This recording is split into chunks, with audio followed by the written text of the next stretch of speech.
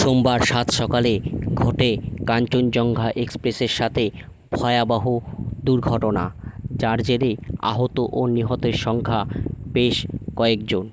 পাশাপাশি নিখোঁজ তথা খোঁজ পাওয়া যাচ্ছে না বলেও দাবি বহু পরিবারের সদস্যদের।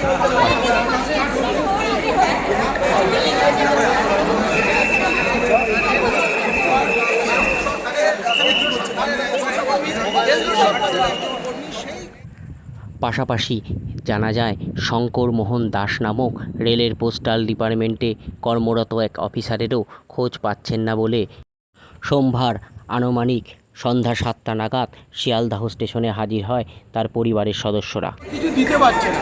ওখানে গেছিলাম, বলছে মানবেন্দ্র, আমাদের কাছে খবর আছে মানবেন্দ্র হসপিটালে নিয়ে গেছে, কিন্তু ওখানকার কিছু আমরা গুগল ঘেটেও কিছু খুঁজে পাচ্ছি না, যোগাযোগ করতে পারছেন না, তো কিছু পাচ্ছি না।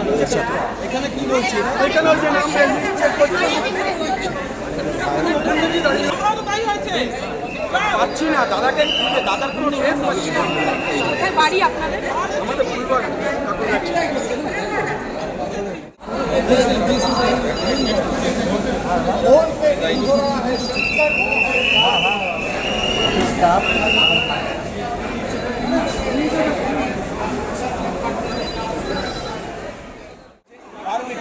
নাম্বার আমি বলে দিচ্ছি, দর্শকদের জন্য 0338238333326 এই নাম্বারগুলো দুটো হেল্পলাইন শিয়ালদা স্টেশনে রাখা হয়েছে এবং শিয়ালদা স্টেশনে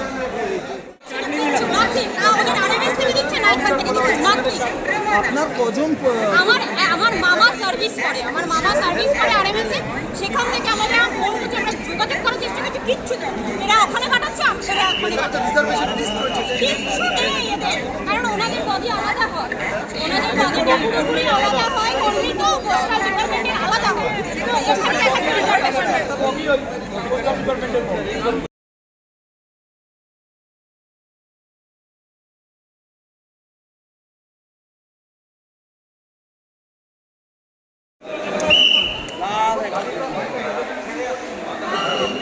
হ্যাঁ দাদা